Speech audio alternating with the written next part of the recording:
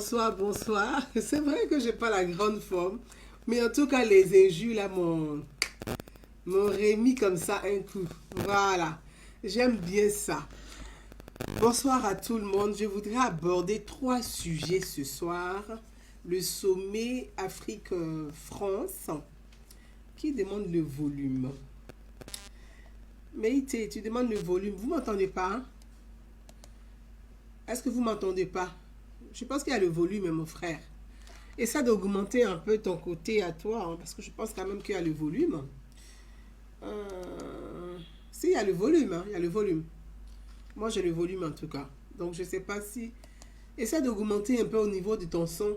Il y a le volume ou pas? Et augmente un peu au niveau de ton son, de ton oreillette ou de ton téléphone. Donc, voilà, je voudrais aborder rapidement avec vous trois sujets d'actualité ce soir. Le sommet Afrique-France qui a eu à Montpellier, qui a eu lieu à Montpellier sur 3 jours, donc le 8, donc hier, qui s'est clôturé hier avec, merci Lassina Koulibaly, merci, qui s'est clôturé avec la prise de parole du président Emmanuel Macron, le président français, et aborder l'actualité qui concerne M. Guillaume Soro en deuxième sujet. Et troisième sujet, à conclure sur l'actualité des doubles, de la loi ivoirienne au niveau de l'Assemblée nationale de Côte d'Ivoire sur les doubles salaires des parlementaires, c'est-à-dire des députés ivoiriens. Je ne vais pas revenir sur les vidéos qui ont circulé sur les réseaux sociaux, mais je vais plus ou moins, je pense que la majorité de mes followers, des Africains, sur les réseaux sociaux, en tout cas Facebook et autres, Twitter, les réseaux sociaux ont quand même vu ces vidéos circuler. Mais avant de parler de ce sommet, je voudrais remercier Monsieur Loriano, qui est le secrétaire du Conseil Afrique de l'Élysée. Je voulais lui dire un grand merci, même si je n'ai pas été présente, je n'ai pas pu être à ce sommet à Montpellier. Je voulais d'abord le remercier pour son attention particulière à mon égard, à ma modeste personne. C'est vrai qu'effectivement, je devais m'y rendre, je devais être à ce sommet, mais je n'ai pas pu. Je n'ai pas pu pour des raisons de santé et je ne vais pas rentrer dans les détails de ces personnels. Voilà, c'est pas grand-chose, mais je me porte très bien, hein, tout va bien. C'est des grosses crises d'asthme. Et en ce moment, avec la période, le chaud, le froid, avec le froid en ce moment, bon, nous qui sommes asthmatiques, là, on commence à faire nos crises d'asthme. Hein, donc, c'est pas facile pour nous tous. C'est pour ça que je tenais à remercier Monsieur Wilfried. Excusez-moi un instant.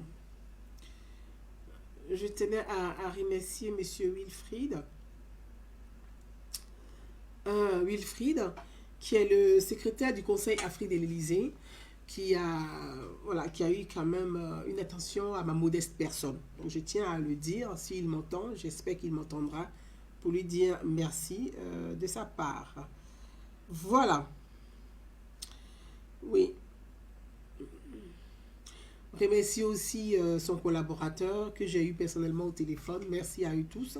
Je n'ai pas pu, je suis vraiment désolée. Mais j'aurais vraiment voulu être à ce sommet.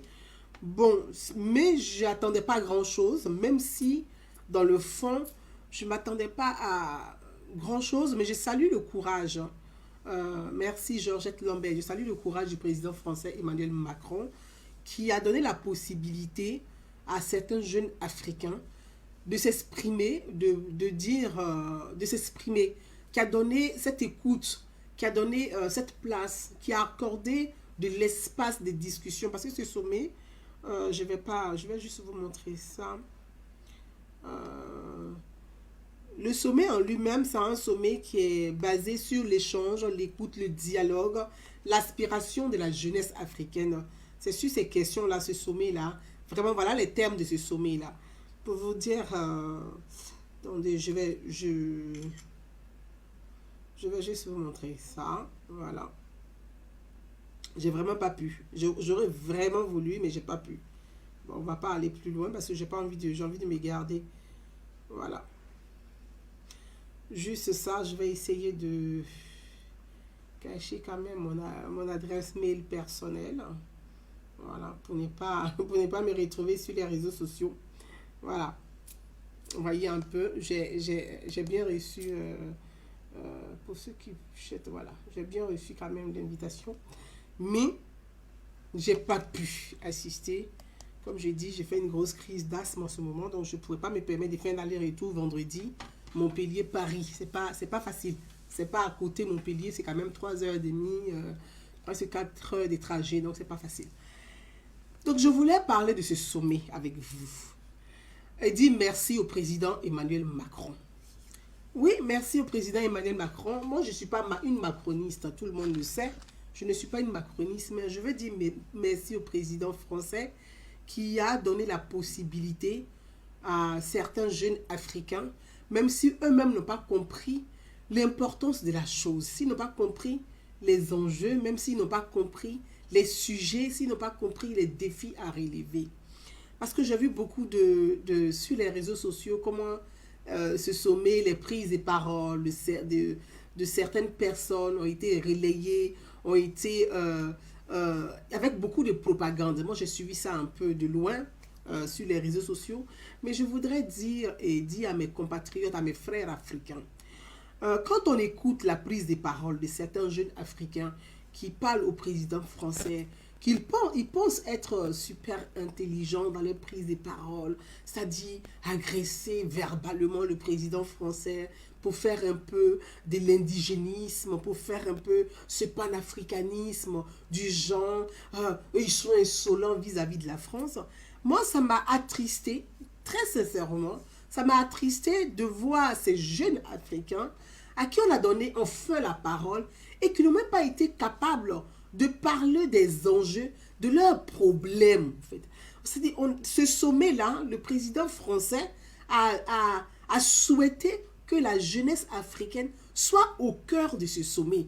Que ce soit que la jeunesse africaine. Généralement, ce sont les chefs d'État des pays africains qui participent à ces sommets, qui arrivent avec leur gouvernement, leurs ministres, leurs porte-parole, leurs secrétaires, ainsi de suite. Mais cette fois-ci, le président, et ma maman Adèle Gueye, je t'embrasse, merci. Le président Emmanuel Macron a exigé d'avoir un sommet où il donnait la place à la jeunesse africaine, pour dire l'aspiration de la jeunesse africaine, pour dire venez vous exprimer, l'échange direct avec le président français et la jeunesse africaine. Mes frères et sœurs, on peut ne pas être d'accord avec Emmanuel Macron, on peut ne pas apprécier Emmanuel Macron, on peut avoir son opinion même sur Emmanuel Macron. Moi-même, Gouzana Ounou, j'ai mon opinion sur la... Je vis en France, je peux avoir mon opinion sur Emmanuel Macron, mais qui n'engage que moi. Mais quand on vous donne l'opportunité, on vous donne la chance, on vous donne la parole devant le monde entier et de dire enfin, la jeunesse africaine, venez donner votre aspiration. Comment vous souhaitez avoir une relation avec le pays, parce que la France est notre pays partenaire. La France est le premier partenaire des pays francophones. Nous parlons la langue française. Même vous qui m'écrivez là, vous m'écrivez en français. Personne ne m'écrit dans son ethnie. Vous m'écrivez en français. Ça veut dire la France et nous avons une culture commune. Nous conjuguons ensemble. Nous conjuguons ensemble le verbe. Nous conjuguons ensemble le verbe là que je peux dire, que je peux nommer la langue française. On a en commun la langue française. C'est à travers la langue française que nous, on se comprend. On se parle, on se côtoie. C'est à travers la langue française que l'Ivoirien parle à un Burkinabé. C'est à travers la langue française que le Burkinabé s'adresse à un Ivoirien. C'est à travers la langue française que l'Ivoirien parle à un Sénégalais. C'est à travers la langue française que le Sénégalais parle à un Malien. C'est à travers la langue française que l'Ivoirien parle à un Guinéen. C'est à travers la langue française que l'Ivoirien parle à un Congolais, que le Congolais parle à un Camerounais. C'est à travers cette langue. Ça veut dire, quand on monte, on descend. La France et nous, là, nous sommes comme ça. La France et nous, là, nous sommes comme ça.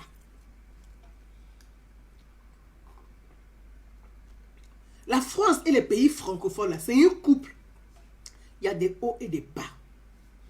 Mais quand on a la chance, en tant que jeunesse africaine, en tant que des femmes africaines, quand le président français laisse de côté les chefs d'État africains et dit, on va donner la parole à la jeunesse africaine, de venir expliquer leurs aspirations, de venir définir ensemble comment on va avoir la coopération.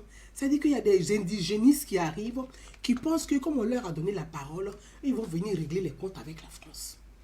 Et ils vont venir parler avec insolence au président français.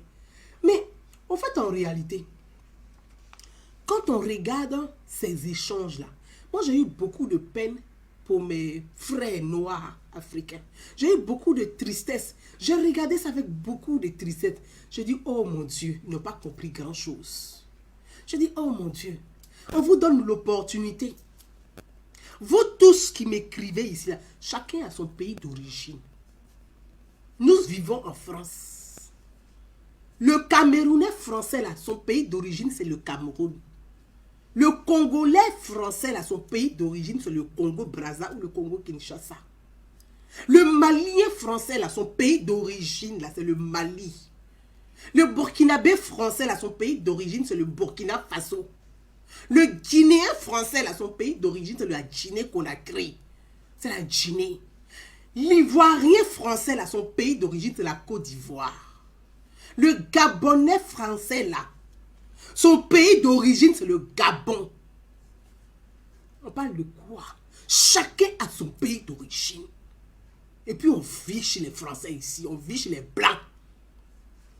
C'est pas parce qu'on a la nationalité française qu'on pense qu'on est plus français que les Français. Il faut que les gens arrêtent. Chacun a son pays d'origine. Oui, ça c'est une réalité. Il ne faut pas que les gens soient complexés vis-à-vis de ça. Il faut te fier d'où tu viens. Avant de vivre avec les autres, là, si toi-même tu ne sais pas d'où tu viens, tu ne pourras pas vivre avec les autres. Vos différents pays d'origine, là, est-ce que dans vos différents pays d'origine, vos différents présidents, là, ils vous donnent la parole là-bas pour dialoguer avec eux? Les Africains, arrêtez 2 minutes. Je n'avais pas envie de faire vidéo, mon corps chauffe. Restez si fatigué.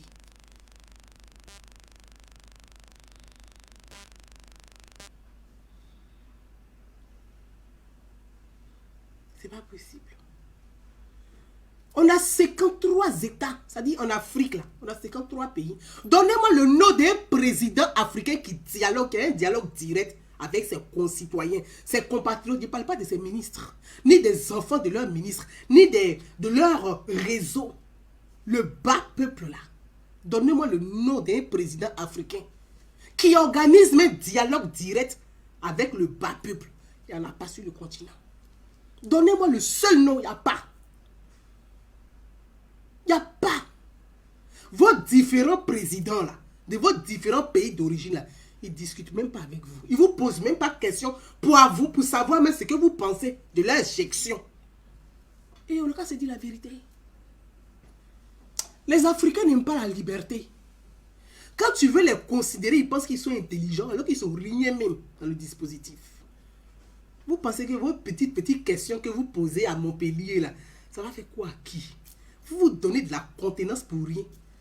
Pour venir même à Montpellier, on a payé votre billet d'avion. Moi, je sais de quoi il parle. Voyez, l'invitation, il y a ça.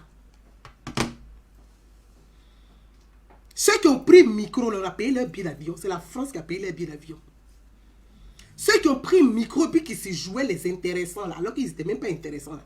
Leur hôtel, là, c'est la France qui a payé leur hôtel. La nourriture qu'ils ont mangée, là, c'est la France qui a payé ça. Vous n'avez rien. Votre débat, votre derrière, c'est zéro. C'est pour parler. On vous donne le micro, exprimez-vous. Exprimez-vous avec élégance. Démontrez ce que vous avez dans la tête. Vous arrivez là. Oui, la France doit demander pardon. La France demande pardon à qui? Dites-moi. La France demande pardon à qui? À qui la France demande pardon? Vos différents chefs d'État, ils vous donnent une fois demander pardon. Vous-même, le peuple, là, on vous donne une fois demander pardon. On a une fois demandé, mais même votre avis ne compte pas. Vous votez point bas. Quand les votes sont terminés, c'est terminé. C'est la France qui va vous demander pardon. Vos pays vous respectent vous-même. Quand il y a les décisions vous concernant, on demande, votre différents gouvernements la demandent votre avis. Il faut arrêter un peu les frères. Parfois, on n'a même pas envie de revenir sur les choses. On n'a pas envie de revenir dessus. Parce que chaque fois qu'on vous donne le micro, c'est pour humilier la masse. Vous tremblez comme ça. Oui, je n'ai pas fini de parler, monsieur Macron.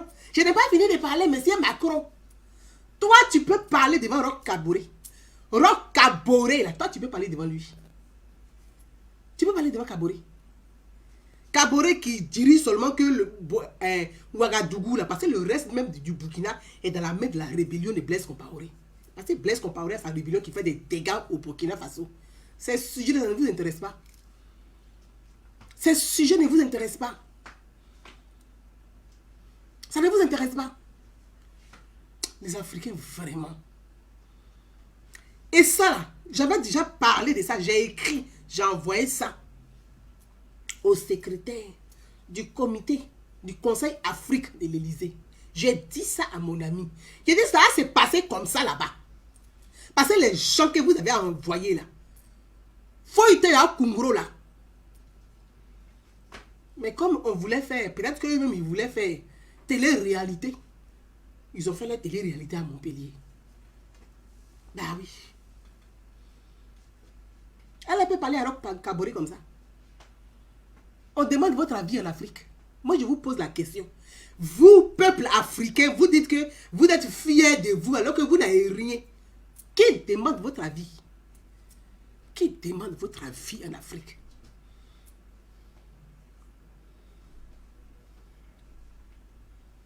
Hein? Oui, et puis les Mali, l'Afrique là, les problèmes ici, la France ici. Déjà parle correctement français pour commencer, puis on va te comprendre. Vous faites quoi même le Mali même? Vous savez combien de Maliens qui y a en France ici? Voilà des gens en fait. Actuellement là, le ministre de l'Intérieur en France, il a demandé que les titres de séjour des Algériens ne soient pas renouvelés. Vous pouvez faire quelque chose. On ne renouvelle pas, puis point barre. Même vous les Maliens, vous parlez, vous parlez, vous parlez. Vous pensez, vous là, à Montreuil, là, si on vous prend pour vous amener en Russie, vous pouvez tenir une journée en Russie. Je ne sais même pas. C'est que vous ne comprenez pas russe. Vous ne connaissez pas les Russes. Ce que la France vous donne en France ici, là, les Russes ne peuvent pas vous donner un quart. Même pas un tiers. Allocation familiale, vous avez 30 enfants. 4 femmes. On vous loge dans des affaires, qu'on prend un pavillon pour vous donner. Les Russes peuvent vous donner ça. Arrêtez un peu, les Africains. Vous qui vivez en France, là, arrêtez un peu. Arrêtez un peu. Parce que ce que la France nous donne là, nos différents pays d'origine n'est même pas capable de nous donner ça. Ça, c'est une vérité qu'il faut que les Africains même disent. Il faut s'affranchir de cette vérité. Elle est douloureuse, ça fait mal. La vérité fait mal. Parce que ce que la France nous donne ici en France, là, l'Afrique n'est pas capable de nous offrir ça. Ça, c'est une réalité.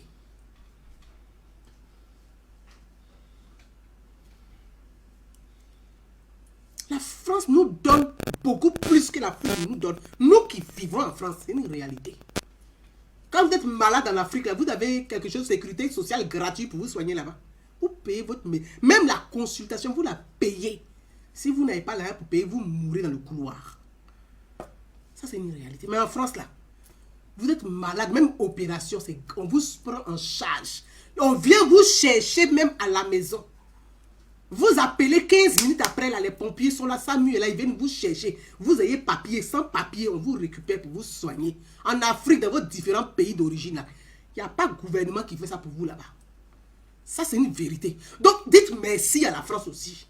Que la France n'a qu'à nous demander pardon. Vous connaissez l'histoire de l'Afrique, pourquoi vous demandez pardon? Vous connaissez l'histoire de l'Afrique.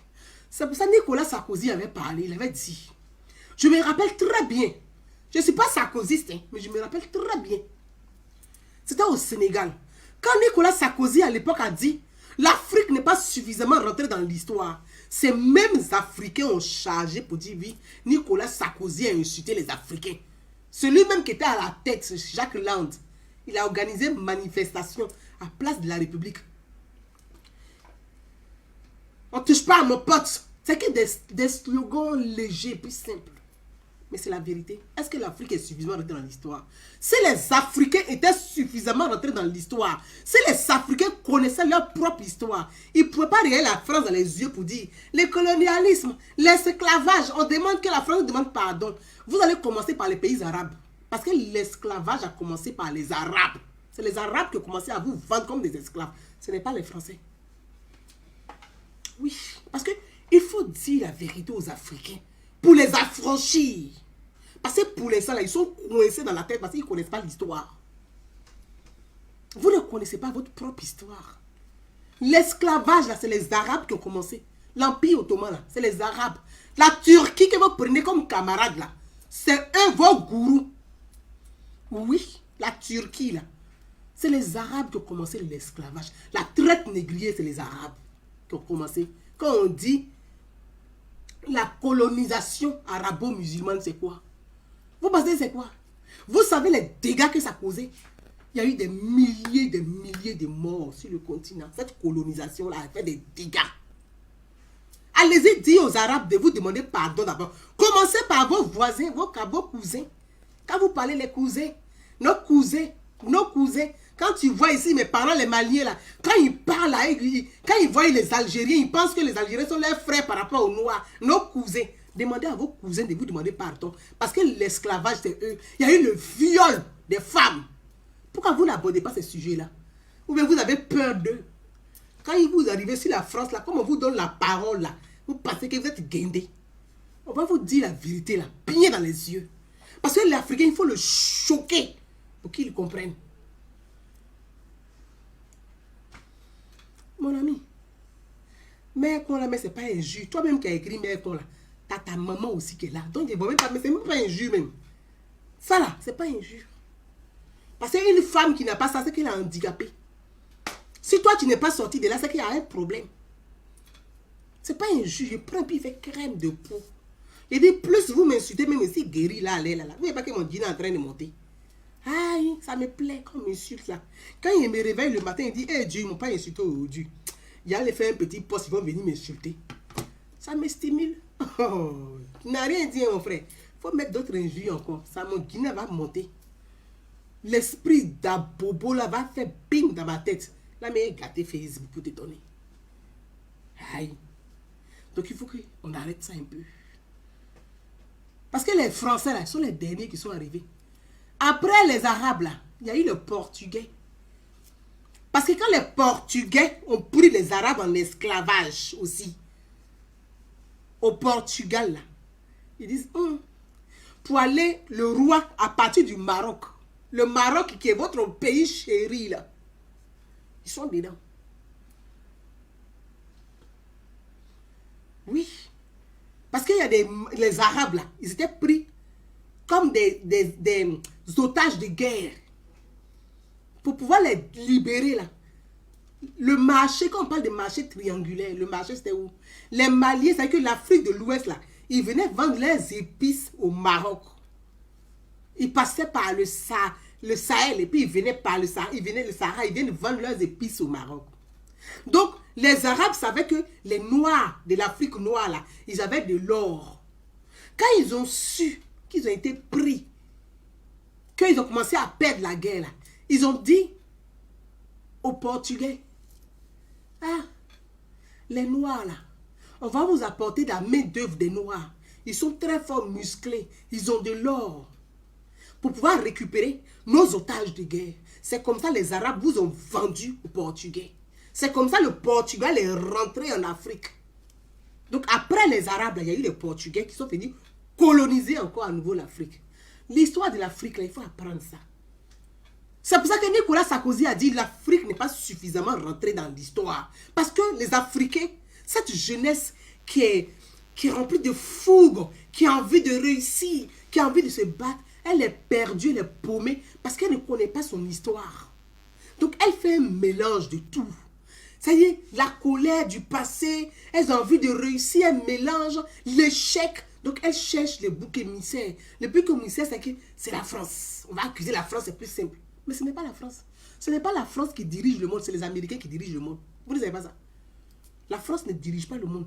La France ne décide pas. C'est les Américains qui décident pour tout le monde. Donc vous êtes trop fâchés là. Adressez-vous à l'Amérique, vous allez voir la suite. Je vous dis la vérité. Là, ils vous cassent même le papeau même. C'est les Américains qui décident pour tout le monde. Ils sont assis. S'ils disent que le monde doit être bleu aujourd'hui, là, le monde est bleu. Ça, c'est l'Amérique. C'est l'Amérique. Si l'Amérique dit le monde va être jaune, là, le monde est jaune. C'est l'Amérique qui décide, ce n'est pas la France. Nous tous, on subit. Au contraire, là, la France, là, par son leadership, essaie de protéger ses pays alliés, donc les pays francophones. Vous n'avez pas compris ça. On doit vous faire des dessins, des croquis, pour que vous compreniez ça.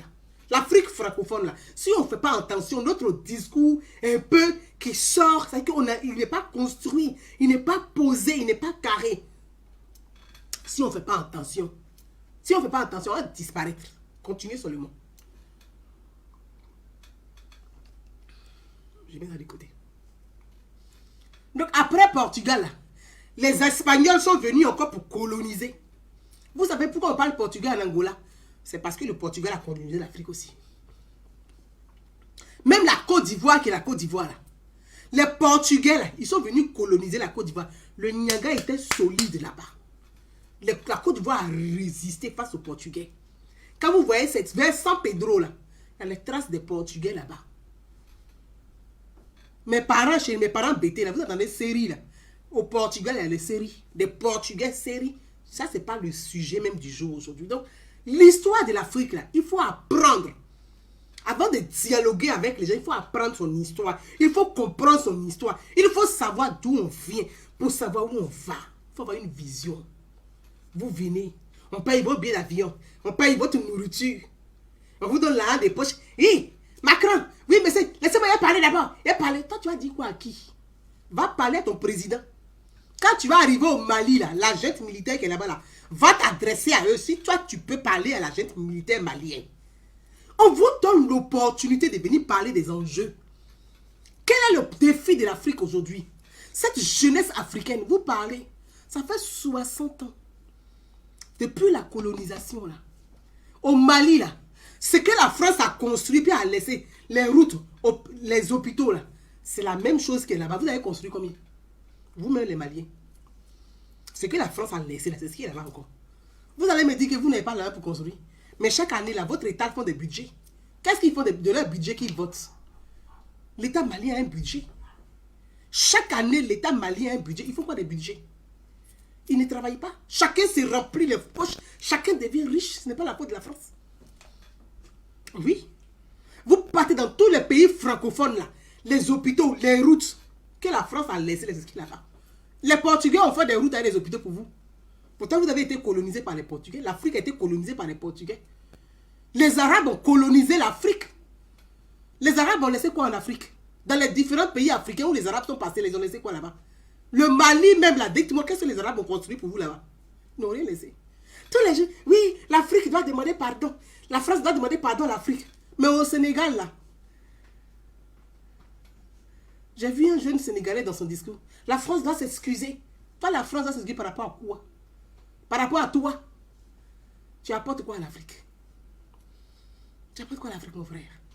Non, il y a des sujets, parce que moi, ça me fait mal. Quand on a l'opportunité de parler des vrais sujets, des enjeux, d'évoquer ce sujet, on les laisse de côté et puis on parle des trucs. C'est que, toujours dans le vent. Oui. On doit commémorer l'histoire. Et cette histoire nous appartient, nous tous. Mais on ne doit pas se figer sur l'histoire qu'on n'a pas vécue, nous, là, pour dire que tant que cette histoire-là, on va résoudre ça. Toi, tu vas résoudre quelle histoire? Les esclaves qu'on a envoyés, les esclaves qu'on a envoyés en Guadeloupe et puis en Martinique, là, tu vas aller les chercher pour les ramener en Afrique 2 jours, là. C'est quoi tu vas faire? Les Noirs qu'ils ont pris pour envoyer, l'Afrique a été colonisée par les Anglais. Donc, les Français étaient les derniers. La France était dernière. Il y a eu les Anglais, il y a eu les Arabes, il y a eu les Anglais, il y a eu le Portugais, il y a eu les Espagnols. Et puis ensuite la France. Allez-y demander à tous ces pays-là. Ils n'ont qu'à venir vous demander pardon avant que la France arrive sur vous. C'est parce que la France vous donne l'opportunité. La France vous reçoit sur son sol. C'est à cause de ça. Amusez-vous. Votre titre de séjour, là, ce qui est en train d'arriver, ils ne vont pas renouveler. Vous n'allez rien comprendre dedans. Votre bêtise que vous faites ici, là, vous pensez que vous avez force que... Ceux-là, ils sont très bêtes. C'est pour ça qu'ils font exprès pour calmer les démons. Quand ils disent non, on n'a qu'à calmer. Parce qu'ils sont zinzins. Ces Gaulois, là, ils sont zinzins. C'est vous tous les jours. On vous donne la parole. Vous allez offenser leur président. Toi, tu veux parler à ton président de ton pays. Allez-y parler à vos différents présidents. Quand vous allez finir, vous allez venir parler au président français. Oui, oui, oui.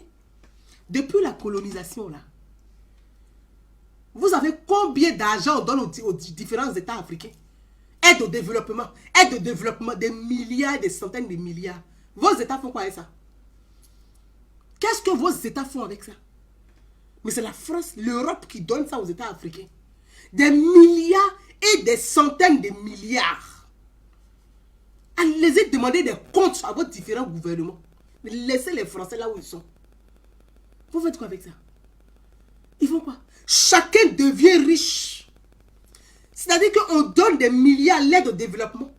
Ça ne sert pas la jeunesse. Ça ne sert pas. Ça sert des individus qui, eux, sont assis et puis sont des milliardaires. Et puis ils sont heureux d'être des milliardaires.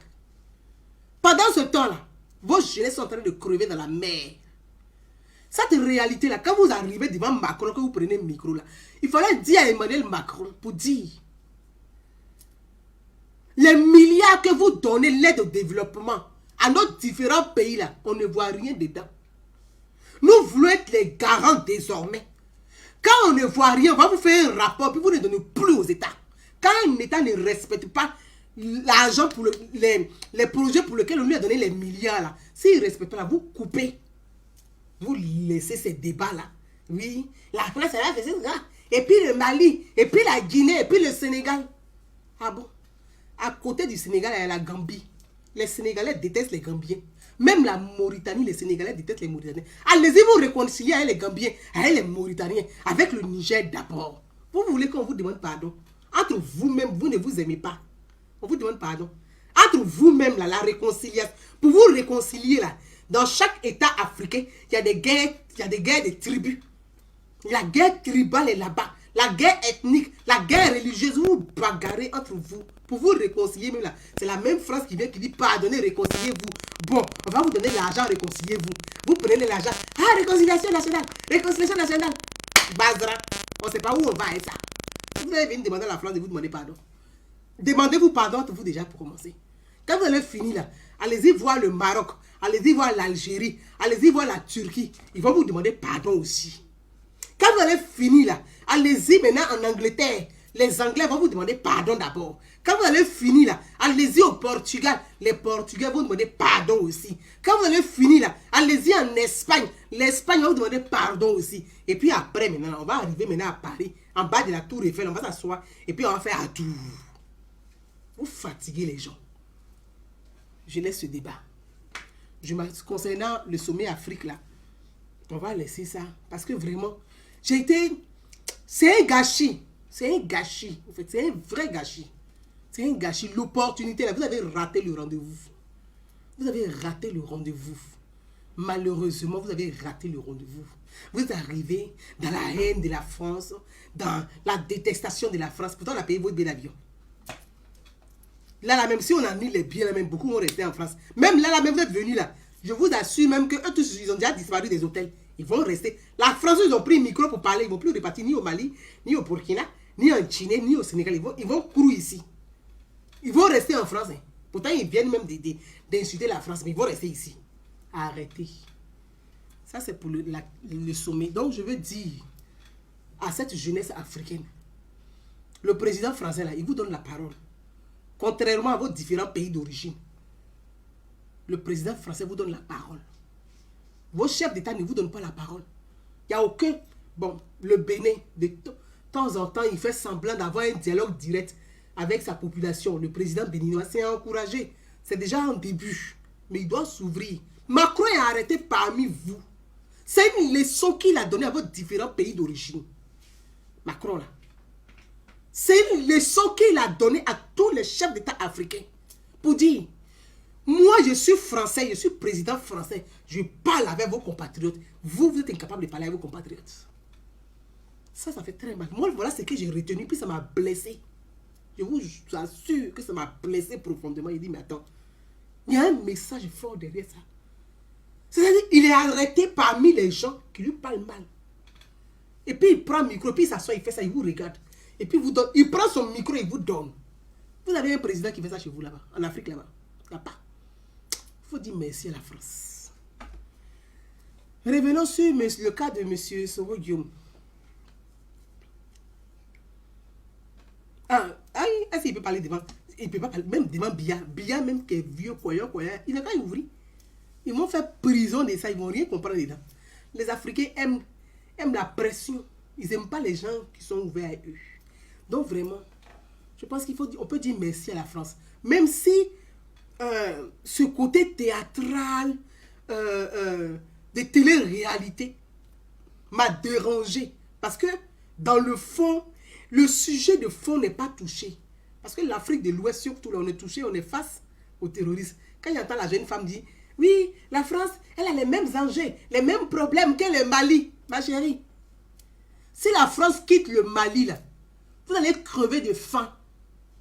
Si la France quitte le Mali, là, vous allez fuir. C'est pour venir saouler les autres dans les pays voisins. Vous allez fuir pour crever de faim. Vous allez courir pour remplir dans les pays voisins pour venir emmerder les autres. Donc nous-mêmes, on prie pour que la France ne quitte pas. Restez au Mali. Aïe! Parce que les autres pays ont leurs problèmes déjà à régler. Ils n'arrivent pas à résoudre ça. Pour venir prendre encore prise en charge. Nous, on ne veut pas prise en charge. Donc on prie. La France n'a qu'à rester au Mali. Ils vont arranger le Mali pour vous donner, pardonner. Aïe! Ça vient de parler de quoi? Faut laisser ça. Débloquer qui Noël nous manque. C'est qui celui-là? J'ai pas vu son commentaire passer, ce crétin là. Donc, je vais aller sur le cas de M. Guillaume Soro. Je voudrais venir rapidement sur le cas de M. Guillaume Soro. On va écouter une... Soro Guillaume a dit, il a publié...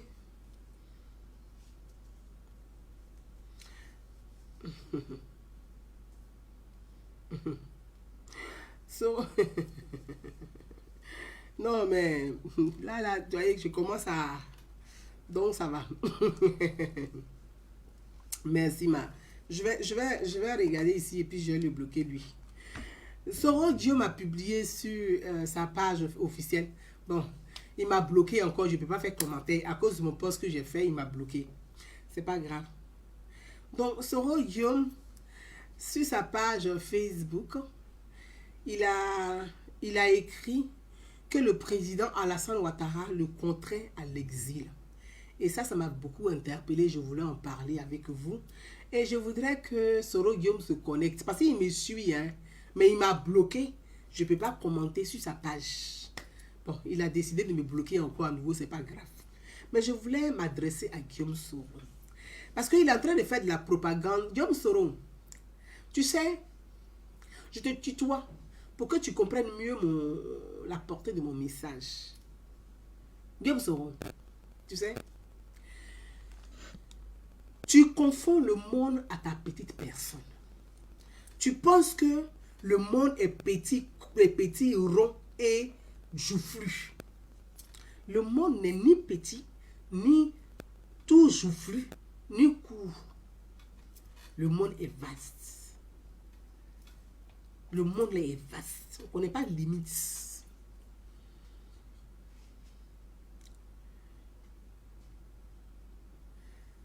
On ne connaît pas de limites. Guillaume, le monde ne s'arrête pas à ta petite personne. C'est-à-dire, tu es narcissique. Tu es un personnage narcissique. Tu penses que le monde... C'est que, je ne sais pas si tu penses que le monde tourne autour de ta petite personne. Tu n'es pas un exilé politique. Guillaume, moi, Gouza Naounou, allez-y dire à Guillaume, Gouza Naounou dit, Guillaume Soro, tu n'es pas un exilé politique. Tu es un fugitif. C'est différent d'exilé politique. Tu es un fugitif. Tu fuis la justice. Tu n'assumes pas. Tu es un irresponsable. Tu n'assumes pas. Donc, tu fuis la justice. Parce qu'un garçon plein, il s'assoit devant la justice et puis il répond. Il ne fuit pas. Le président Alassane Ouattara t'a pas contraint à l'exil. Tu as fui la justice pour te mettre à l'abri. Mais la justice là, tu montes, tu descends. Guillaume, tu vas t'asseoir devant la justice. Et puis on va te tirer les oreilles. On va te donner conseil devant la justice. Parce que tu oublies. Et je vais te rappeler. Je ne vais pas mettre toutes les vidéos. Moi, je me rappelle très bien. On va t'écouter. On va écouter M. Guillaume Soro. On va t'écouter. Voilà. On va écouter M. Guillaume Soro. Voilà. Je télécharge déjà ici. J'ai pas voulu enregistrer. On va t'écouter. Voilà Guillaume Soro. C'est chez Hachette Littérature. Alors, si un jour vous parvenez au pouvoir, Guillaume, est-ce que vous réagirez comme les autres? Est-ce que vous deviendrez un dictateur comme les autres? Voilà Guillaume Soro. Bon, toujours rigoler les dictateurs en herbe, ça. Non, il est toujours difficile de parler de soi-même. Mais je pense que nous avons donné l'exemple. Notre rébellion, à la différence des autres rébellions, n'est pas une rébellion de pouvoir. Nous n'avons pas pris les armes pour conquérir le pouvoir. Guillaume Soro. Guillaume Soro. Tu disais, ta rébellion n'a pas pris les armes pour conquérir le pouvoir. Parole de Guillaume Soro.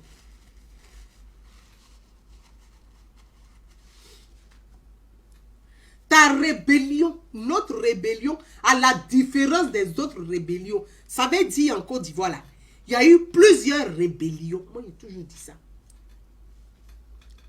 Donc, ta rébellion là, à la différence des autres rébellions, n'est pas une rébellion de pouvoir. Vous n'avez pas pris les armes pour conquérir le pouvoir. Le pouvoir que tu cherches, c'est pourquoi? On continue. Et puis, on va terminer un peu. Ok.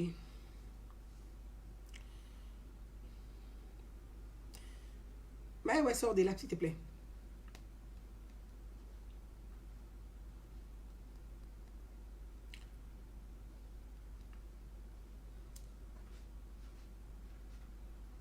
Sors de là. Hein. Un bon voisinage avec les Français et il n'y a pas eu de problème. Alors, on a pointé un certain nombre de dérapages quand même au sein du Parti des Forces Nouvelles. Il y a un rapport de l'ONU qui vous menace aujourd'hui de poursuites judiciaires. Si un jour vous êtes convoqué devant un tribunal pénal international, est-ce que vous irez, Guillaume? C'est vrai que quand vous contrôlez une zone presque aussi grande que la Grande-Bretagne, 2 fois le Portugal, il peut avoir des dérapages. Et je suis sensible à tous ces dérapages qui ont pu survenir dans notre zone. Mais la fermeté que nous mettons à combattre l'impunité est à mettre à notre acquis. Mieux, l'ONU a toujours reconnu dans ses rapports que les forces nouvelles ont toujours collaboré aux enquêtes qui ont été menées dans notre zone. Donc vous êtes prêt à reconnaître qu'il y a eu des dérapages et à aller devant un tribunal pénal international? Bien sûr que personne ne peut se dérober à la justice internationale. Je considère que c'est de ma responsabilité de répondre si je suis convoqué. Alors, j'ai dit, hein. Convoquez-moi Guillaume Soro ici, là. C'est un naoun, il est bim encore. Convoquez-moi Guillaume Soro. Je vous parle de 2007. Déjà, Guillaume était cité dans les rapports de l'ONU pour crimes de masse. Guillaume, le président Alassane Ouattara t'a pas contraint à l'exil. Tu es un fugitif. Tu n'es pas un exilé politique. Tu as fui la justice. Voilà. Tu es un fugitif. C'est différent d'exilé. Il remet la partie là encore. Vécu un bon voisinage avec les Français et il n'y a pas eu de problème. Alors, on a pointé un certain nombre de dérapages quand même au sein du Parti des Forces Nouvelles. Il y a un rapport de l'ONU qui vous menace aujourd'hui de poursuites judiciaires. Si un jour vous êtes convoqué devant un tribunal pénal international, est-ce que vous irez, Guillaume? C'est vrai que quand vous contrôlez une zone presque aussi grande que la Grande-Bretagne, 2 fois le Portugal, il peut avoir des dérapages. Et je suis sensible à tous ces dérapages qui ont pu survenir dans notre zone. Mais la fermeté que nous mettons à combattre l'impunité est à mettre à notre acquis. Mieux, l'ONU a toujours reconnu dans ses rapports que les forces nouvelles ont toujours collaboré aux enquêtes qui ont été menées dans notre zone. Donc vous êtes prêt à reconnaître qu'il y a eu des dérapages et à aller devant un tribunal pénal international? Bien sûr que personne ne peut se dérober à la justice internationale. Je considère que c'est de ma responsabilité de répondre si je suis convoqué. Alors, est-ce qu'au-delà de toutes ces questions ivoiriennes, le problème finalement, c'est pas le découpage de l'Afrique, parce que l'Afrique a été découpée par les puissances. Guillaume Soro dit, personne ne peut se dérober à la justice. S'il est convoqué, il ira répondre de ses actes. Il assume ses responsabilités.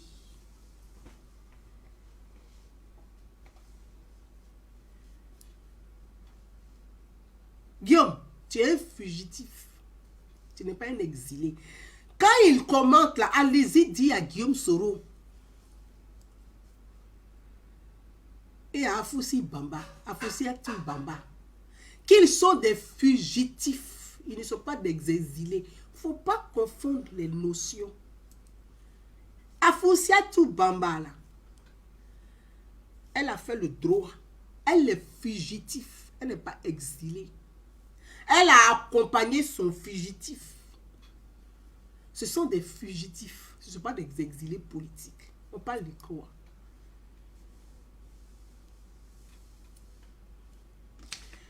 Le rapport de l'ONU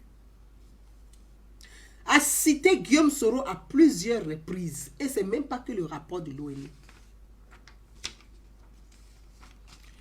Pendant cette rébellion-là,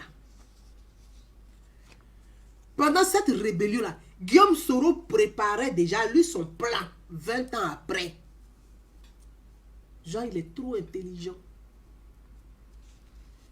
Il y avait un embargo sur la Côte d'Ivoire pour l'achat des armes. Mais Guillaume Soro, là, il était premier ministre de Laurent Gbagbo. Tu es premier ministre de Laurent Gbagbo, tu achètes les armes par rapport à quoi? Pourtant, il y a un embargo sur la Côte d'Ivoire. Il achète les armes illégalement. Il faisait déjà son stock. Il préparait son arsenal de guerre. Parce que le rapport de l'ONU en 2016, le 4 avril précisément 2016, Guillaume Soro était président de l'Assemblée nationale. Quand l'ONU a fait un rapport, ils ont mené des enquêtes. Je vous parle là maintenant de 2007. On quitte la période même de la rébellion. Il était ministre de la communication, ministre de la défense, premier ministre de M. Laurent Gbagbo. Donc quand il y a un embargo là, c'est toi qui es le premier ministre, tu te caches pour acheter les armes, mon ami. C'est toi. Tu vas assumer. En plus de cela, le 4 avril 2016, les experts de l'ONU ont mené des enquêtes. Ils ont constaté qu'il y a des armes, parce que les armes là, chaque fusil là, chaque arme là, a son numéro d'identité. C'est unique. Il n'y a pas deux. C'est comme ta pièce d'identité là. C'est comme ça les armes ont leur pièce, ils ont leur numéro. On identifie l'arme là à ce numéro. Donc, s'il y a des numéros dans le monde là, on ne sait pas dans quel pays ils sont, où ils sont, on mène enquête pour dire, mais qui a acheté ces armes là? Puisque les numéros là, on voit qu'il y a beaucoup de numéros qu'on ne voit pas, qui ne circulent pas. Les États ne reconnaissent pas avoir acheté les armes légalement. Donc, l'État de Côte d'Ivoire, le pouvoir du président Alassane Ouattara, ne reconnaît pas. L'ONU mène des enquêtes pour dire, c'est bizarre. Il y a beaucoup d'armes, jusqu'à 300 tonnes. Mais ces armes sont en Côte d'Ivoire. L'État de Côte d'Ivoire est étonné. 300 tonnes d'armes en Côte d'Ivoire ici. Et puis nous, on n'est pas au courant. Les généraux ne savent pas. Mais ça y est avec qui? Donc l'ONU mène ses enquêtes. Guillaume Soro, il faut dire la vérité. Il te dit que si tu mens, je vais sortir pour établir la vérité. Parce qu'il ne faut pas manipuler les États, les esprits fragiles et faibles. Moi, je vais sortir pour dire la vérité. Parce qu'il y a 300 tonnes. Ce n'est pas 3 kilos, ni 300 kilos. C'est 300 tonnes 300 tonnes. Manassé Karamoko. Merci. Mon grand frère, si Benabé, je t'embrasse. C'est 300 tonnes. Donc, l'État de Côte d'Ivoire est étonné. 300 tonnes d'armes dans ce pays-là. Mais puis, on ne connaît pas ça avec qui. Donc, les experts de l'ONU mènent les enquêtes. Guillaume Soro, si ces armes-là, ce n'était pas pour faire quelque chose, tu allais les déclarer. Voilà comment les armes ont été découvertes. Dans le sous-sol, dans des conteneurs de M. Soultou Soul. Les enquêtes ont été menées. Le rapport de l'ONU du 4 avril 2016, Guillaume Soro était un président de l'Assemblée nationale qui cache 300 tonnes d'armes. Waouh! C'est pour faire quoi? C'est pour décorer tes villas. C'est pour faire quoi? Très bien. Mais le complice de Soro, là, dans le rapport de l'ONU, son complice, là, c'est Blaise Compaoré qui a été cité. Moi, il dit ça, waouh. Oui, tout le monde sait ça. Ceux qui ont un rapport, là, ils savent que c'est le beau Blaise, son nom est cité dedans. Aujourd'hui, là, il y a une rébellion qui est en train de fatiguer le pouvoir burkinabé. Tout le monde est caché derrière à faire de dire, il y a les terroristes, il y a les terroristes. Mais, terroristes, là, il y a une rébellion là-bas qui fatigue le président burkinabé. Et rébellion, là, c'est pour Beau Blaise. Et Guillaume Soro a ses gars dedans. Voilà. Il faut dire la vérité aux gens. Oui, oui, oui. C'est notre auto, oui, hein.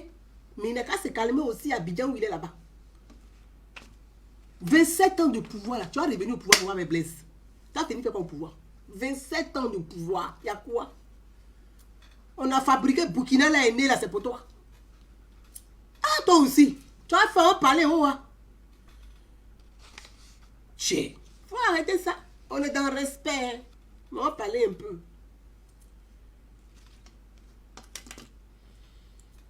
Les Burkinabés sont en train de souffrir. Il y a une rébellion qui est en train de fatiguer les Burkina Faso. Pour déstabiliser le pouvoir burkinabé. Heureusement que la Côte d'Ivoire accompagne le Burkina. Oui, je dis heureusement. Et je dis merci à mon pays pour cela. Je suis fier de mon pays pour cela. Parce que si le Burkina est instable, la Côte d'Ivoire sera instable. C'est ce que les gens ne savent pas. Je dis merci à l'État de Côte d'Ivoire, mon président Alassane Ouattara. Merci d'être un appui pour le Burkina Faso. Merci à l'État de Côte d'Ivoire. On ne peut pas abandonner le Burkina Faso, sinon nos frères.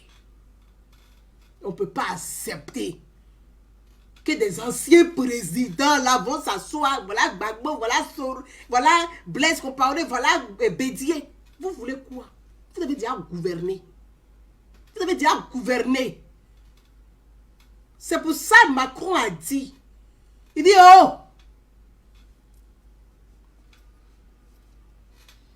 Il faut arrêter.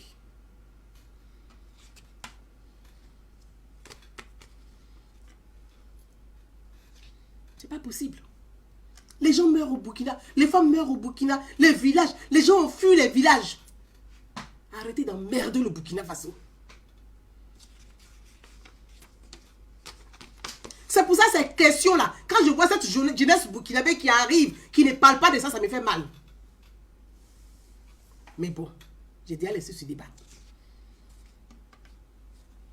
Donc le rapport de l'ONU, je vous parle d'un rapport de avril 2016. Soro était président de l'Assemblée nationale.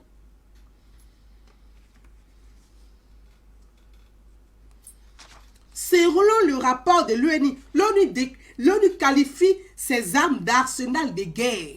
Vous savez ce que ça veut dire? Arsenal de guerre. C'est ce que l'ONU a dit. Donc Soro était président de l'Assemblée nationale quand il a eu écho de ce rapport. Le rapport est resté secret, a été transmis aux autorités ivoiriennes pour dire, mais le président de l'Assemblée nationale, il a des armes, 300 tonnes. Les enquêtes, mener les enquêtes. On arrive dans les maisons de Soultou Soul, voilà les armes qui sont là-bas. Et là, il dit, 300 tonnes, on fait quoi ça dans notre pays? Toi, tu es président de l'Assemblée nationale, tu as 300 tonnes que tu n'as pas déclarées dans le pays là. C'était pour faire quoi? Soro sait pourquoi il a fui le pays. Il sait comme lui-même il dit à ses amis, à ses collaborateurs, que le jour que lui va venir au pouvoir, là, moi, Gouza Naounou, moi, il va régler mon cas personnellement. Parole de Guillaume Soro.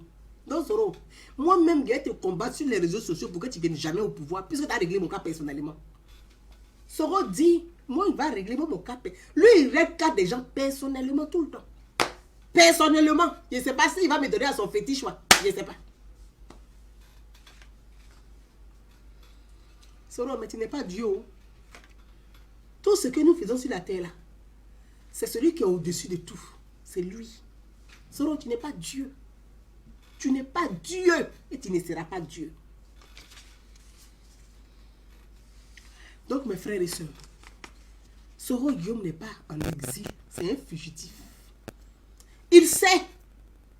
Quand Soul a été arrêté là, il dit, a fait ça là, il a fui en même temps. Soro, quand on est garçon là, on ne laisse pas ses amis en prison pour se cacher en France.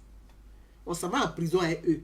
Pour dire, moi, mes amis sont en prison, je vais en prison aussi. C'est là où on dit que voilà garçon. Voilà Woody là, Woody. Garçon de chez garçon. Toi, un trouillard comme ça, tu trempes devant. Quand tu entends prison, même tu maigris seul. Guillaume, il faut rester tranquille. Pardon là. Ton pardon que tu demandes là, on sait ce qui est derrière. Parce que Bédier, là, si quelque chose arrive à Bédier, c'est toi on va accuser. Parce qu'on connaît tes pratiques. Bagbo, lui, c'est lui qui voit. Son wéré là, ça c'est lui qui voit. De toute façon, quelque chose ne va pas arriver à Bédier, et puis ça va, les Ivoiriens vont se lever pour s'entraîner. Non, non, Bédier, il a bien vécu. Oh. Je lui souhaite longue vie. Donc si tu penses, tes pratiques bizarres, où tu te réveilles, tu penses aux gens, et puis le lendemain, les gens là. Faut pas penser à Bagbo puis à Bédier. Il faut laisser les vieux là tranquilles. Ils vont vivre leur vie de louga avec leurs différentes kizas. Tranquillement, tranquille. Il faut les laisser tranquilles. Voilà. Soro, tu n'es pas en exil. Non, tu n'es pas en exil. Parce que quand tu étais à l'Assemblée nationale, là, il y avait des exilés politiques au Ghana. Tu disais quoi? Mais ils n'ont qu'à rentrer, ils vont répondre à la justice. Mais ils n'ont qu'à rentrer, ils vont répondre à la justice. À ton tour, tu ne rentres pas pour répondre. Quand on vit que Ouattara veut me contrer à l'exil. Toi, Guillaume Soro. Soro Guillaume se donne un genre. Tu te donnes un genre, Guillaume. Toi, les exilés là, la ministre d'État, ministre des Affaires étrangères, la ministre Kandia Camara, ma grande soeur chérie que j'embrasse très fort, elle s'est déplacée pour aller au sommet, 72e sommet en Suisse. Soro Guillaume voit ça comme si c'était pour lui. Toi, tu penses que la Côte d'Ivoire a le temps de toi sur ta personne pour déplacer la ministre d'État, ministre des Affaires étrangères pour aller en Suisse? Mais regardez-moi quelqu'un comme ça. Il pense que le monde s'arrête à sa petite personne. Non. Il y a des réfugiés ivoiriens qui sont au Ghana. Il y a des réfugiés ivoiriens qui sont encore au Togo. Il y a des réfugiés ivoiriens qui sont au Libéria. Il y a des réfugiés ivoiriens qui sont au Maroc. Il y a des réfugiés ivoiriens, même en France, là, qui profitent du droit d'asile. À partir de 2022, là, on ne renouvelle plus leur droit d'asile. C'est fini. La Côte d'Ivoire, là, c'est terminé. La Côte d'Ivoire ne verse plus rien à quelqu'un. C'est que si tu veux rester en exil, là, c'est que tu as fait ton choix de vivre comme nous, on vit ici en France, et puis on se débrouille. Tu n'es plus exilé politique. Parce que les gens pensent que c'est gratuit, tout ça là. Non. Il y a des factures qui sont à la charge de l'État de Côte d'Ivoire. Donc l'État de Côte d'Ivoire ne va pas continuer à payer des factures comme ça à des pays parce qu'ils ont des compatriotes qui sont des exilés sur leur sol. Non. Donc, il faut que les gens sachent que à partir de 2022, c'est fini le droit d'exil. Le droit d'exil est terminé. C'est fini pour la Côte d'Ivoire. Ceux qui pensent qu'ils vont profiter pour dire, ils vont chercher le chaos, créer des tensions pour dire, oui, on est poursuivi. C'est pour ça que vous voyez beaucoup sur les réseaux sociaux, là. Ils font des vidéos, ils insultent les gens, pour dire, oui, je suis persécuté dans mon pays. Non, personne n'est persécuté. La preuve, tous ceux qui parlent sur les réseaux sociaux, là, quand ils vont en Côte d'Ivoire, il n'y a pas quelqu'un qu'on arrête là-bas. L'État de Côte d'Ivoire fait rien à quelqu'un. Tu veux rentrer en Côte d'Ivoire, tu rentres dans ton pays. Le président de l'Assemblée nationale n'est pas récupéré. Tous les Ivoiriens sont libres de rentrer chez eux. Vous avez une fois entendu que le pouvoir du président Alassane Ouattara a arrêté, même ceux même qui ont insulté le président Alassane Ouattara là, qui est rentré en Côte d'Ivoire qu'on a arrêté un jour? Jamais. Donc, si vous voulez même là, passer des journées sur les réseaux sociaux à insulter le président, à insulter son gouvernement, à insulter les ministres, à insulter tout le monde, on ne va rien vous faire. Si c'est sur ça que vous comptez pour aller mentir, pour dire que oui, je suis persécuté, personne ne pourchasse les Ivoiriens en Côte d'Ivoire. Notre droit d'asile là, terminé. On ne paye plus rien. Donc actuellement là, moi je demande à nos frères et sœurs qui sont du côté du Ghana. Oh, on dit, c'est bien hein, chez le roi, hein, mais on est mieux chez soi. Que de vous asseoir au Ghana sur des tentes en train de souffrir. Organisez-vous, faites votre liste. Faites votre liste. Et puis c'est comme ça, on peut vous accompagner. Votre liste là, rendez votre liste, mettez juste les prénoms pour dire, voilà le nombre de réfugiés au Ghana qui veulent rentrer en Côte d'Ivoire. La ministre là, moi-même, j'ai dit, madame la ministre, elle m'a sur Facebook, madame la ministre, voilà le nombre des Ivoiriens qui sont au Ghana qui veulent rentrer, aidez-les. Vous qui êtes au Togo là, faites pareil. On va vous aider, vous allez rentrer dans votre pays. Que de vous asseoir, parce que vous êtes assis là, vous ne faites rien. Dans la fin de dire qu'on va accompagner les Ivoiriens à rentrer là. Il y a des gens qui vont rentrer pour faire du business en bas. Et puis les vrais réfugiés ne vont pas rentrer finalement. Ils ne vont pas bénéficier de l'accompagnement de l'État finalement. Parce que les gens vont rentrer pour faire du business. Ça va devenir à faire des business commerce dans ça là. Donc dès maintenant aussi là, vous-même, les Ivoiriens qui êtes au Ghana là, organisez-vous. On va vous compter, vous allez rentrer chez vous. Vous faites quoi au Ghana? Vous êtes assis dans le pays, en fait, moi, je quitte la côte, depuis même assis au Ghana, quoi. Tcha! Je ne peux pas. Je ne peux pas, je préfère aller à Diopoué. Je ne peux pas. Vous êtes assis au Togo. Il n'y a pas des trucs comme ça. Moi, je vais quitter la Côte d'Ivoire, là, quoi, Petit Paris. Abidjan, Petit Paris, pour aller faire quoi au Togo? Peut-être que je suis de passage, mais je ne vais pas là-bas. Donc, je vous demande pardon. Organisez-vous. Vous allez rentrer chez vous. Soro Guillaume, tu n'es pas un exilé, tu es un fugitif. C'est moi, Gouzan Namou, je dis. Et tu le sais. Tu n'es pas un exilé. Va répondre de tes actes courageusement. C'est ça, on dit garçon. Mes frères et sœurs, voilà le cas de M. Guillaume Soro. Venons au cas de l'affaire des députés. Le double salaire des députés. J'ai eu cette actualité sur les réseaux sociaux où il y a eu un communiqué de l'Assemblée nationale de Côte d'Ivoire pour les députés qui ont un double salaire. Et donc, il y a beaucoup d'encre. Il y a des gens qui se plaignent, il y a d'autres qui sont pour, il y a d'autres qui sont contre. Mais je voulais juste m'exprimer en 5-6 minutes sur cette actualité. Et je pense que c'est la loi ivoirienne qui le dit. Il y a séparation de pouvoir.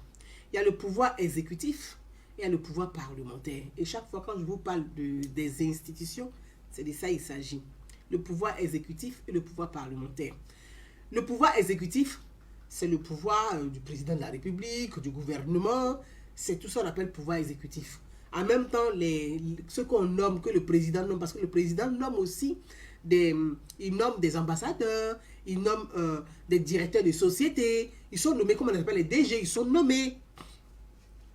Donc, il découle du pouvoir exécutif. Voilà.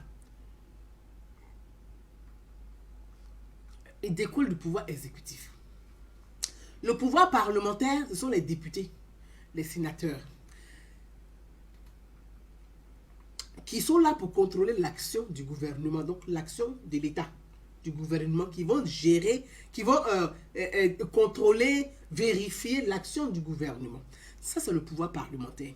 Maintenant, dans le pouvoir parlementaire, s'il y a des députés, ceux qui doivent contrôler l'action de l'État, s'il y a des députés qui eux-mêmes sont nommés par l'État à des postes de responsabilité, ça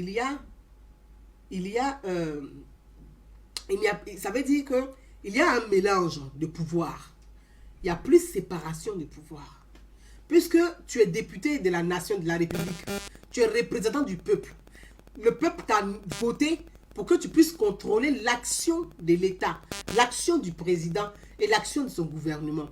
Maintenant, toi-même étant député, en même temps, le président lui-même que toi tu dois contrôler là, lui te nomme à des postes de responsabilité. Bon, tu touches le salaire des députés et tu touches le salaire de ta nomination par le pouvoir exécutif. Est-ce que tu seras vraiment indépendant pour contrôler l'action du gouvernement et de l'État, étant donné que ton salaire là. Donc, il faut faire un choix. Il faut faire un choix. Parce que tu ne peux pas toucher deux salaires. Le salaire du parlementaire et le salaire de ta fonction. Bon, je pense qu'il faut approfondir, pour moi, je l'ai toujours dit, approfondir la réforme. Il faut l'approfondir parce que c'est toute la difficulté. Un fonctionnaire qui devient député, c'est compliqué tout ça là, après à réguler, à gérer. Moi, j'ai toujours parlé de cette réforme-là. Parfois, elle ne plaît pas à certains. Ah non, Gouza, tu réfléchis que comme en France. Toi, tu penses qu'on doit tout faire comme en France. Toi, on n'est pas chez les Blancs. Bon, aujourd'hui, là, on n'est pas chez les Blancs, on n'est pas chez les Blancs. Ah, on parle des salaires. Vous allez faire comment maintenant? Si les choses avaient été claires dès le départ, on n'en est pas arrivé à cette situation de deux salaires. Voilà. C'est pour ça, moi où je vis ici, là, les choses sont claires. Hein? Quand on est député, on a un suppléant. Le suppléant, il est là au cas où le député ne peut pas remplir la fonction des députés. Le député élu ne peut pas remplir la fonction des députés élus. Donc, le suppléant, il est là pour prendre, pas prendre la place, mais pour occuper la place du député élu. Donc, une fois que tu es nommé à des postes de responsabilité, tu dois pouvoir laisser la place des députés à l'Assemblée nationale à ton suppléant. Mais sauf que, malheureusement, en Afrique, bah, ils sont élus députés, ils ont un suppléant. Le pauvre suppléant qui sait pratiquement à rien que comme un coursier pour envoyer les courriers à la poste. Bon, c'est une question de confiance entre eux aussi parfois. Exactement, Idriss Aïdara, exactement. Il y a le cumul des mandats. Alors que notre pays, la Côte d'Ivoire, lutte contre, dans son programme, le président l'a dit, il est contre le cumul des mandats. Donc, il y a toutes ces choses-là. On ne peut pas, il y a d'autres personnes qui sont là. Toi seul, tu ne peux pas avoir 5 postes. Tiens, même si on dit on est gourmand toto, toi seul, tu as 5 postes et puis tu n'es pas gêné même. Ça te dirait, tu dis que c'est normal. Mais, ça là, c'est compliqué.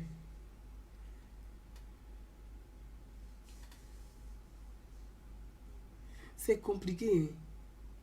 Ça, c'est vraiment compliqué. Donc, je pense que il y a le cumul des mandats dans les années à venir et je pense que l'enjeu même de 2025 va se jouer sur ces questions-là aussi.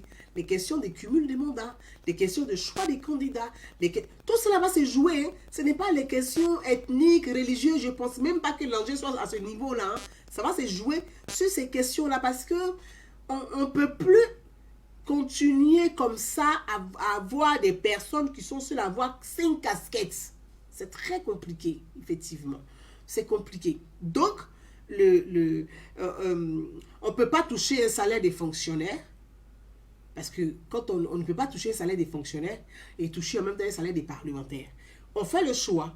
Ou soit, même étant élu, on est fonctionnaire, on laisse le suppléant siéger à l'Assemblée nationale et laisser la possibilité à ce suppléant-là de toucher quand même les indemnités. C'est quand même la moindre des choses. Après, il y a une question de confiance.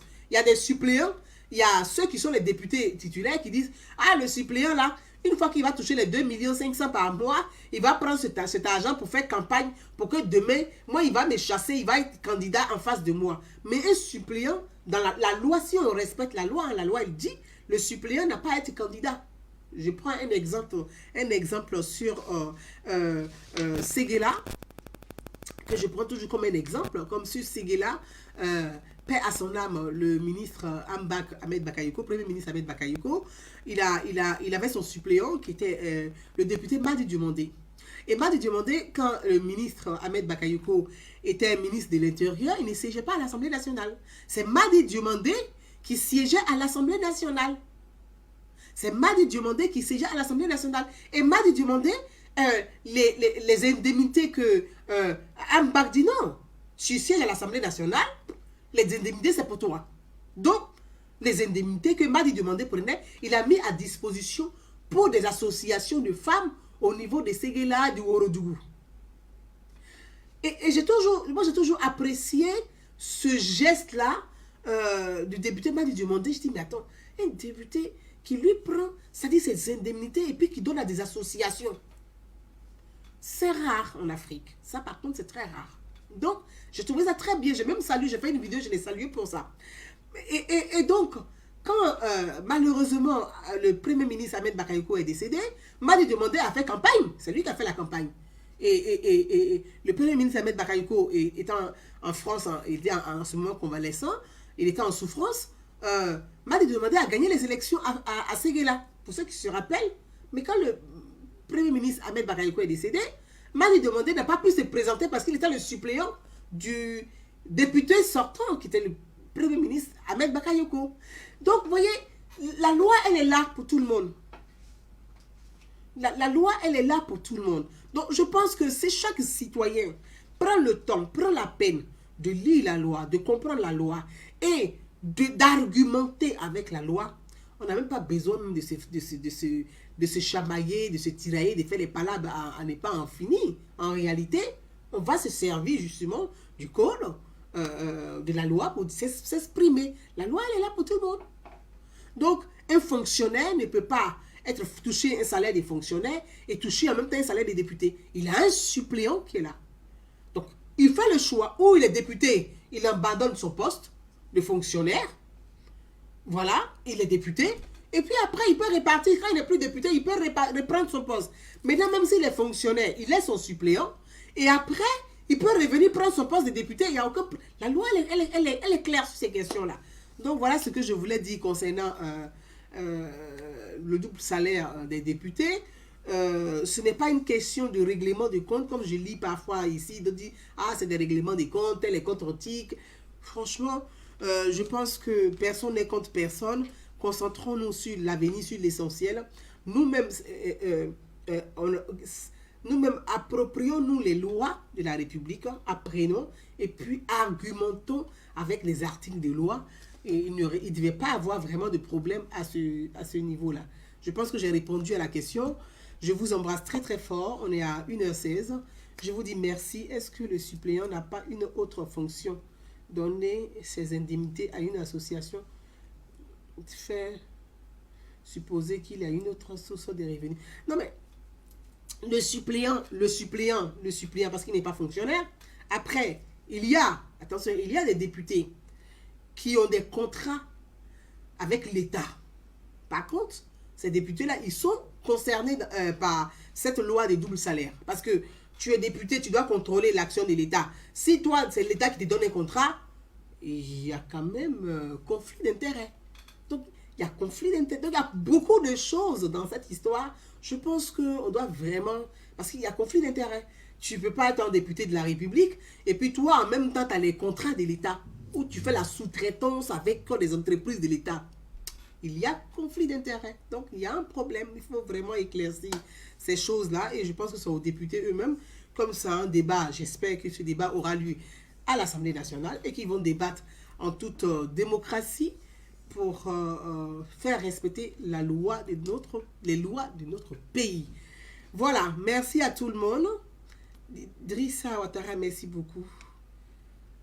Madame Namougouza, il y a effectivement cumul des mandats, mais je dis bien cumul des rentes viagères.